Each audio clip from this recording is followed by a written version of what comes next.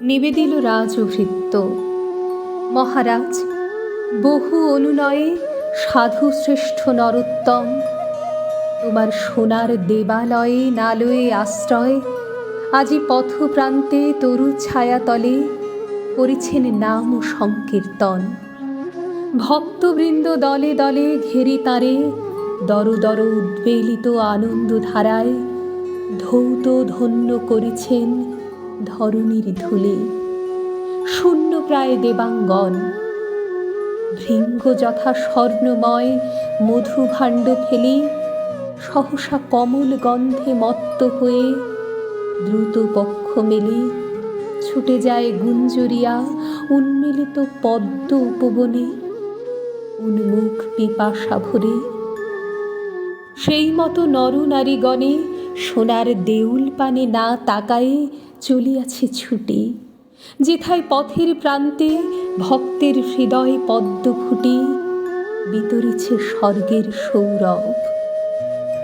রত্নবেদিকার পরে একা দেব রিক্ত দেবালয়ে। শুনি রাজা ক্ষোভ ভরে সিংহাসন হতে নামি গেলা চলি, যেথা তরুচ্ছায়ে সাধু বসি তৃণাসনে কহিলেন নমি তাঁর পায়ে, হ্যারো প্রভু, স্বর্ণ শীর্ষ নৃপতি নির্মিত নিকেতন অভ্রভেদী দেবালয় তারই কেন করিয়া বর্জন দেবতার স্তবগান গাহিতেছ পথপ্রান্তে বসে? সে মন্দিরে দেব নাই, কহে সাধু। রাজা কহে রোষে, দেব নাই? হে সন্ন্যাসী, নাস্তিকের মতো কথা কহ। রত্ন সিংহাসন পরে দীপিতেছে রতন বিগ্রহ, শূন্য তাহা? শূন্য নয়, রাজদম্ভে পূর্ণ। সাধু কহে, আপনায় স্থাপিয়াছ, জগতের দেবতার নহে। ভ্রু কুঞ্চিয়া কহে রাজা, ২০ লক্ষ স্বর্ণ মুদ্রা দিয়া রচিয়াছি অনিন্দিত যে মন্দির অম্বর ভেদিয়া, পূজা মন্ত্রে নিবেদিয়া দেবতারে করিয়াছি দান। তুমি কহ সে মন্দিরে দেবতার নাহি কোনো স্থান? শান্ত মুখে কহে সাধু,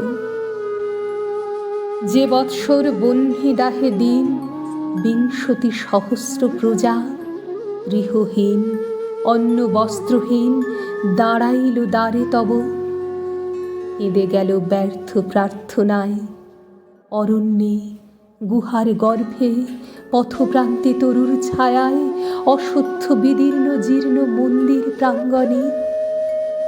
সে বৎসর ২০ লক্ষ মুদ্রা দিয়া রচি তব স্বর্ণদীপ্ত ঘর দেবতারে সমর্পিলে। সেদিন কহিলা ভগবান, আমার অনাদি ঘরে অগণ্য আলোক দীপ্যমান অনন্ত নীলিমা মাঝে। মোর ঘরে ভিত্তি চিরন্তন সত্য শান্তি দয়া প্রেম। দীন শক্তি যে ক্ষুদ্র কৃপণ নাহি পারে গৃহ দিতে গৃহহীন নিজ প্রজাগণে, সে আমারে গৃহ করিবে দান। চলি গেলা সেই ক্ষণে পথপ্রান্তে তরুতলে দিন সাথে দিনের আশ্রয়। অগাধ সমুদ্র মাঝে স্ফীত ফেন যথা শূন্যময়, এমনি পরম শূন্য তোমার মন্দির বিশ্বতলে। স্বর্ণ আর দর্পের বুদ্বুদ। রাজা জলি রোষানলে কহিলেন, হে ভণ্ড পামর, মোর রাজ্য ত্যাগ করে এ মুহূর্তে চলি যাও।